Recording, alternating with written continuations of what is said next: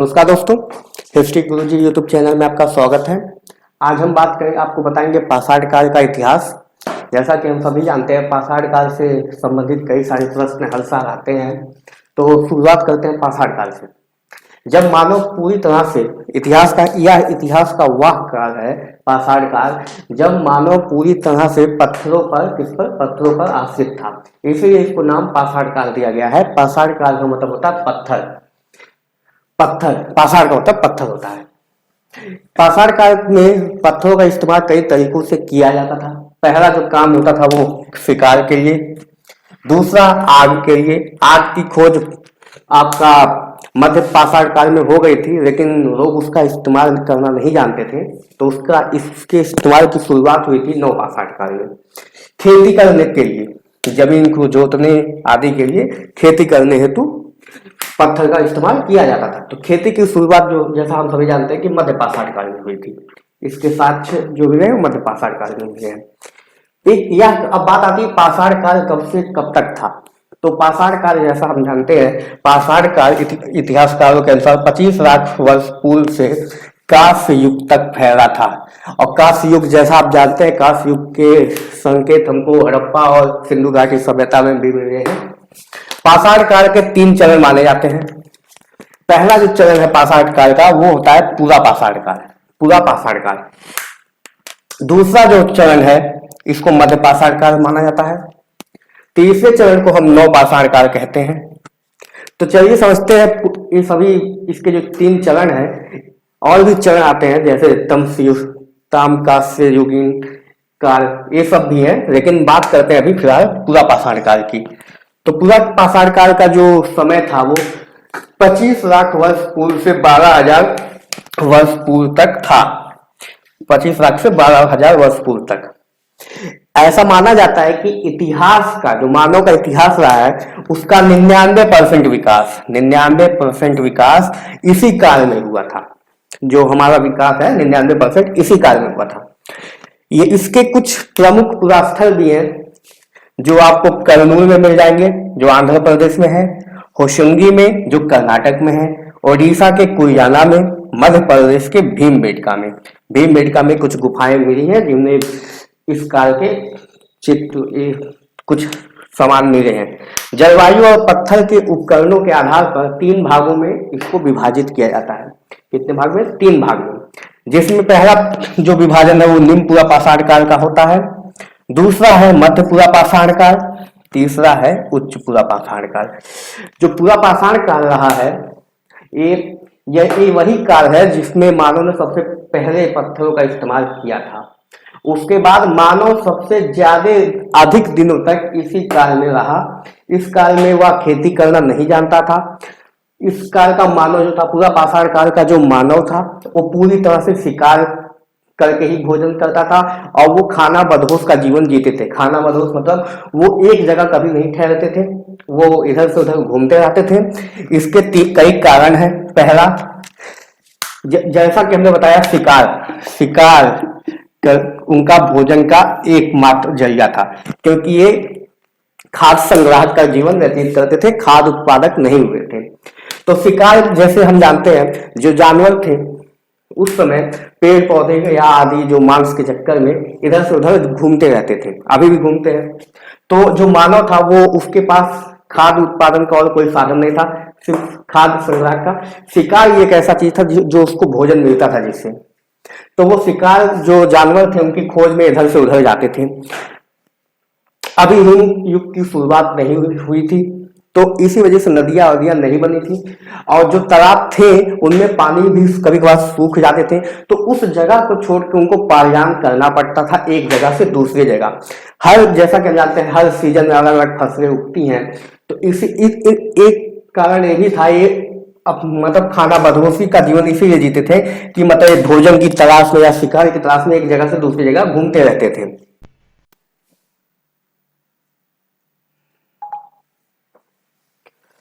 अभी तक हमने पूरा पाषाण काल के बारे में जाना और बताया कि इसके 3 भाग आते हैं, निम्न पूरा पाषाण काल, फिर मध्य पूरा पाषाण काल और तीसरा जो आता है उच्च पूरा पाषाण काल।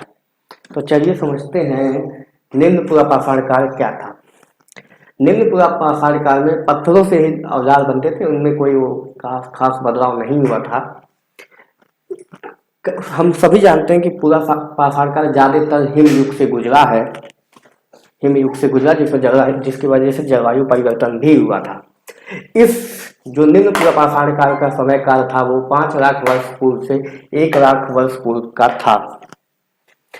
निम्न पुरा पाषाण काल में पत्थरों के कई तरह के पत्थर प्रयोग में लाए जाते थे, जैसे क्वार्टजाइट था, चट था और बेसलाट जिसमें प्रमुख थे।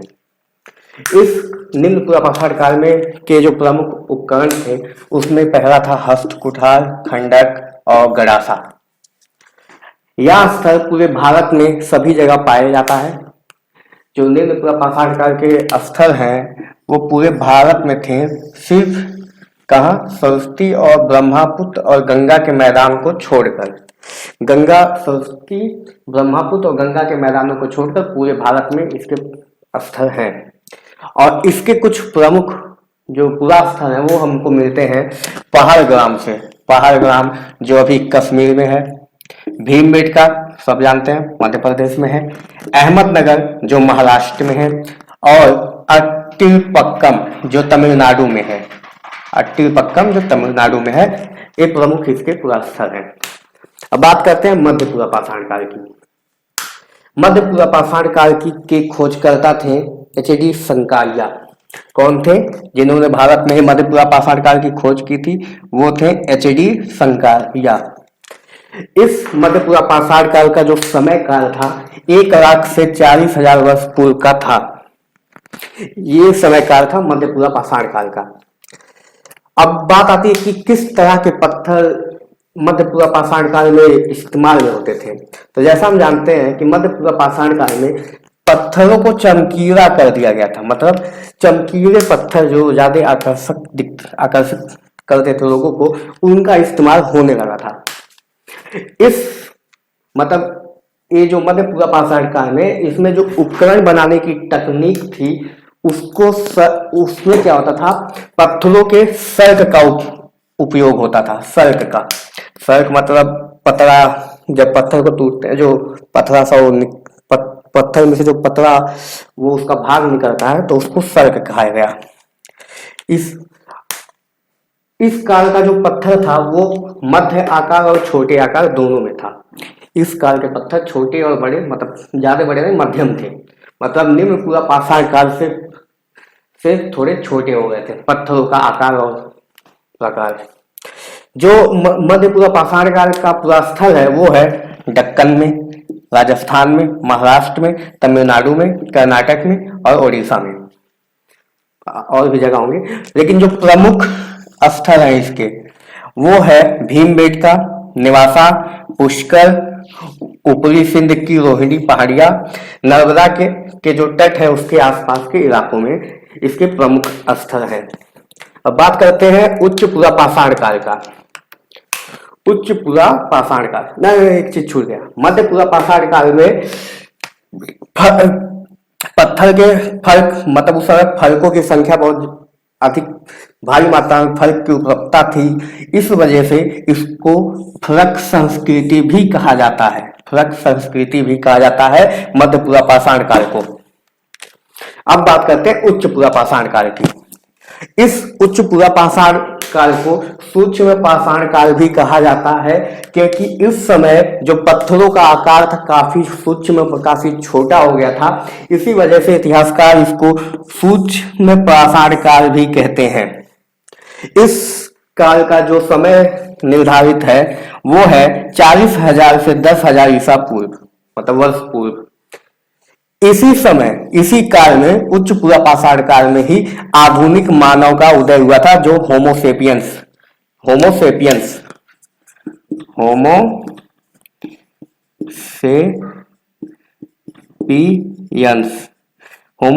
का उदय हुआ था इसी में, उच्च पुरा पाषाण काल में। इस उच्च पुरा पाषाण काल में जो ब्लेड का इस्तेमाल होता था, इसी की वजह से इसको ब्लेड संस्कृति भी एक नाम दिया गया है, ब्लेड संस्कृति उच्च पुरा पाषाण काल को, क्योंकि इसमें ब्लेडों का से इस्तेमाल से वो सब बनते थे। इसके जो अवशेष मिले हैं, जो इसके जो उपकरणों के अवशेष मिले हैं, वो राजस्थान, बेलन घाटी, गंगा घाटी, पश्चिम भारत के गुजरात और नर्मदा घाटी से मिले हैं। नर्मदा घाटी, जहां पर प्रथम मानव का वो हड्डियां मिली थी, अस्तित्व वहीं से पता चलता है कि नर्मदा घाटी भारत में। अब बात करते हैं मध्य पाषाण काल की। मध्य पाषाण काल को उत्तरीय प्रस्तर काल भी कहा जाता है। ऐसा क्यों कहा जाता है? क्योंकि यह जो काल है मध्य पाषाण काल, इस एक पूरा पाषाण युग के पश्चात आया था। पूरा पाषाण काल के बाद मध्य पाषाण काल आया, इसी वजह से इसको उत्तरीय प्रस्तर काल भी कहते हैं। इसका जो समय काल था 8,000 से लेके 4,000 वर्ष पूर्व तक माना जाता है।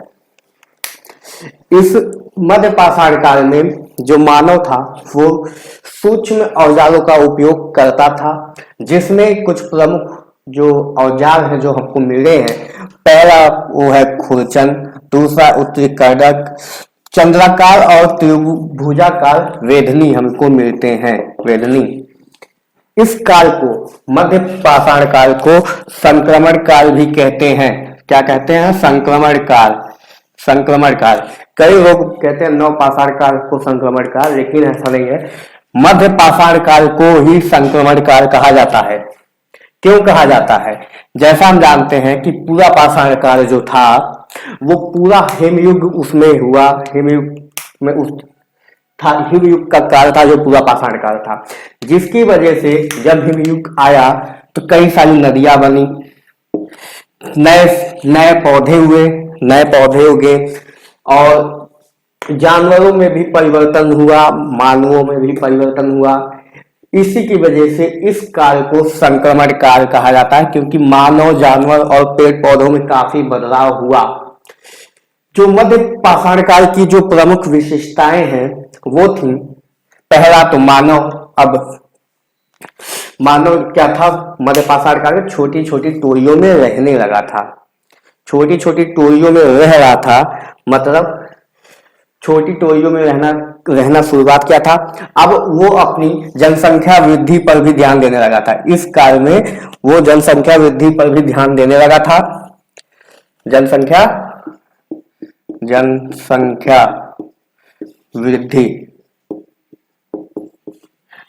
वृद्धि के लिए छोटी छोटी टोलियों में रहने लगा था। अब मानव कृषि, खेती भी करना शुरू किया था और पशुपालन भी करता था। खेती और पशुपालन, जैसा हम जानते हैं कि जब मानव खेती और पशुपालन करने लगा था, अभी तक मानव सिर्फ क्या था? शिकार के ऊपर आश्रित था, लेकिन अब वो कृषि और पशुपालन भी करने लगा था, जिससे वो खाद्य उत्पादक हो रहा था धीरे धीरे। तो जाहिर सी बात है, जब कृषि और पशुपालन होगा तो अस्थायी निवास भी होगा, एक ही जगह ठहरना पड़ेगा। सभी जगह नहीं था, लेकिन कहीं कहीं पे अस्थायी निवास भी मिला है। और इस समय जो था, मानव जो था मिट्टी का भी उपयोग करने लगा था, जिससे वो बर्तन और मृद भांड बनाने लगा था, बर्तन और मृद भांड, ताकि वो अनाजों या इन सबको रख सके। इस काल का, मध्य पाषाण काल के जो प्रमुख पुरास्थल है वो है पहला बागोर, सराय नहर, राय।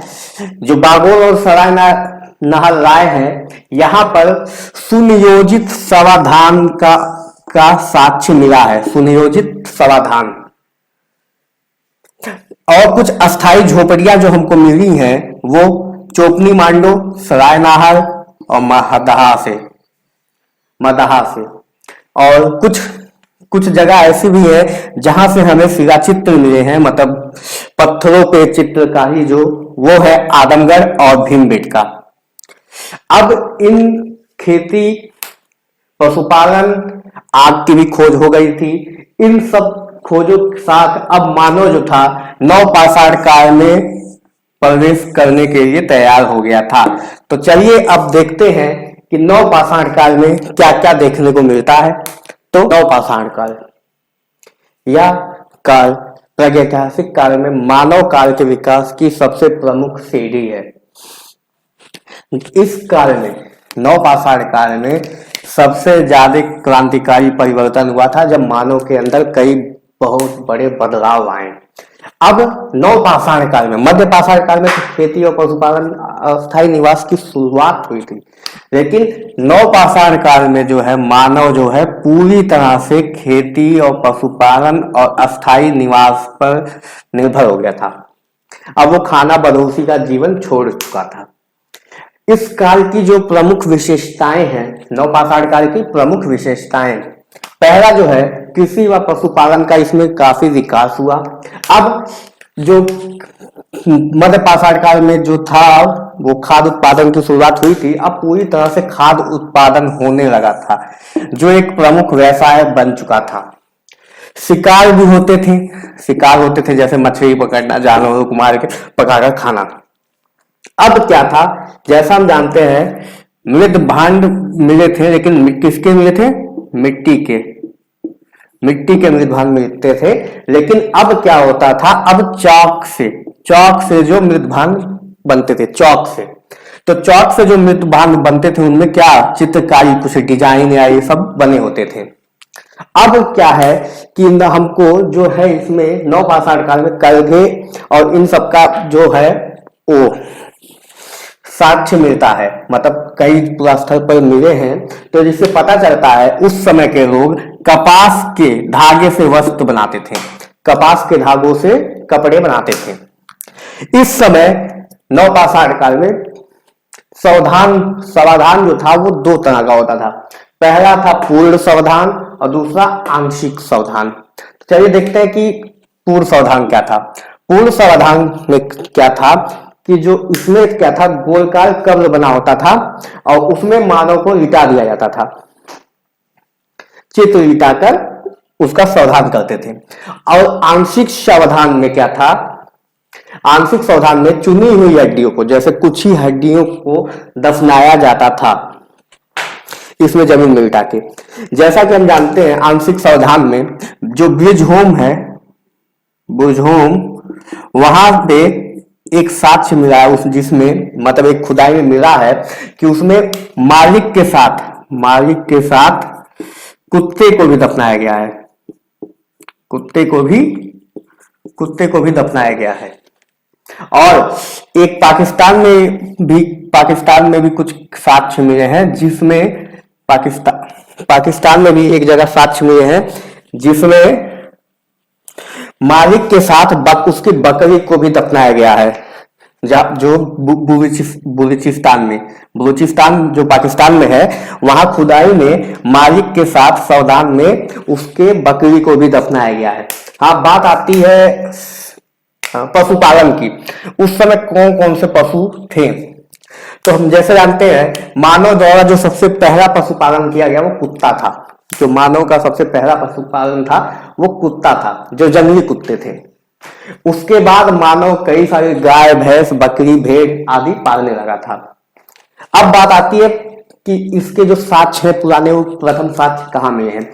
जैसे सबसे प्राचीन बस्ती का जो साक्ष्य मिला है हमको वो मेहरगढ़, बलूचिस्तान पाकिस्तान में जो है सबसे प्राचीन बस्ती का जो साक्ष्य मिला है वो मेहरगढ़ से मिला है। खेती का जो खेती की शुरुआत का जो साक्ष्य है, जो प्रथम साक्ष्य मिला है वो भी मेहरगढ़ है, मेहरगढ़ बलूचिस्तान जो पाकिस्तान में है। अब धान की खेती का जो है, जो प्रथम खेती थी, जो मानव ने सबसे पहले फसल जो बोई थी वो जौ था, जौ के साक्ष्य मिले हैं। कई लोग चावल लगा देते हैं, लेकिन चावल नहीं था, जौ था। धान की खेती का जो साक्ष्य मिला है कोरा डिहवा प्रयागराज में जो है। कपास का जो प्रसिद्धतम साक्ष्य मिला है वो भी मेहरगढ़ से मिला है। इस समय के मतलब नवपाषाण काल में जो प्रमुख उपकरण थे, कुल्हाड़ी, ओखरी, मुसरन, छेनी, बर्मा, सुई आदि, ये सब मतलब कुछ उपकरण थे जो काफी महत्वपूर्ण थे उस समय में। इस नवपाषाण काल के जो प्रमुख पुरास्थल है वो है मेहरगढ़, ब्रिजहोम, राणा घुरई जो पाकिस्तान में है, सराय खोला जो रावलपिंडी पाकिस्तान में है, चिराग ये बिहार में है, कोहिरा डीवा और मगहरा जो उत्तर प्रदेश में है। कोहिरा डीवा तो इलाहाबाद में है, जहां सबसे पहले धान का साक्ष्य मिला है। जो धान की खेती का पहला साक्ष्य है वो इलाहाबाद मतलब प्रयागराज, प्रयागराज, प्रयागराज से मिला है। तो पूछता भी है, ये सारे प्रश्न कई बार आते हैं। तो अगर आपको ये वीडियो पसंद आया हो तो वीडियो को लाइक करें और चैनल को सब्सक्राइब भी कर दें। ऐसे ही इंटरेस्टिंग वीडियो आपको मिलते रहेंगे।